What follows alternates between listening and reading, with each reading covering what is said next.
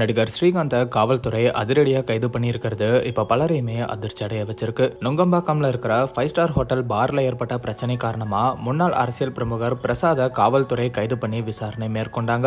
பிரசாத் போதைப் பொருள் பயன்படுத்தி இருக்கலாம் அப்படிங்கிற கோணத்துல விசாரணை பண்ணப்பட்டிருக்கு. அப்போ பிரசாத் பிரதீப் அப்படிங்கிறவர்கிட்ட கொக்கைன் அப்படிங்கிற போதைப் பொருளை வாங்கினதா சொல்லியிருக்காரு. அதுக்கப்புறம் பிரதீப்பை கைது பண்ணி விசாரணை மேற்கொண்ட காவல்துறைக்கு பல உண்மைகள் தெரிய வந்திருக்கு. பிரதீப் பெங்களூர்ல அவருக்கு பழக்கமான நைஜீரியன் ஒருத்தர் மூலமா தான் கொக்கைன் சப்ளை பண்ணிட்டு வந்ததா சொல்லியிருக்காரு. மேலும் பிரதீப் முன்னாள் அரசியல் பிரமுகர் பிரசாத் கிட்ட 40 முறைக்கும் மேல இந்த போதைப் பொருளை வித்து லட்சக்கணக்கில் பணம் வாங்கினதாகவும் சொல்லியிருக்காரு. மேலும் பிரசாத் தயாரிக்கிற தீங்கிரை படத்தோட ஹீரோ ஸ்ரீகாந்தும் பிரசாத் கிட்ட போதைப் பொருள் வாங்கினதாகவும் வேற ஒரு நடிகரும் ஸ்ரீகாந்தும் போதைப் பொருள் பயன்படுத்தினதை நேர்லயே பார்த்ததாகவும் பிரதீப் வாக்குமூலம் அளிச்சிருக்காரு. பிரதீப்போட இந்த வாக்குமூலத்தை அடிப்படையா வச்சு காவல்துறை ஸ்ரீகாந்த் வீட்டுல பரிசோதனை மேற்கொண்டதாகவும் ஆனா எந்த விதமான போதைப் பொருளும் கிடைக்கலன்னு சொல்லப்படுது. அதுக்கப்புறம் காவல்துறை ஸ்ரீகாந்தை பிளட் டெஸ்ட் பண்ணி அவர் போதைப் பொருள் பயன்படுத்தி இருக்கிறது உறுதியானதை ஒட்டி அவரை கைது பண்ணி தீவிர விசாரணை நடத்திட்டு வராங்கன்னு தகவல் வெளியாகி இருக்கு. பிரதீப் வாக்குமூலத்துல சொன்ன அந்த இன்னொரு நடிகர் ஆக்டர் கிருஷ்ணான்னு சொல்லப்படுது. அவரையும் கைது பண்ணி விசாரணை மேற்கொள்ள காவல்துறை தயாராயிட்டு வராங்க. ஆக்டர் ஸ்ரீகாந்த் பிரசாத் கிட்ட இருந்து 40 முறை போதைப் பொருளை வாங்கியிருக்காரு. அதாவது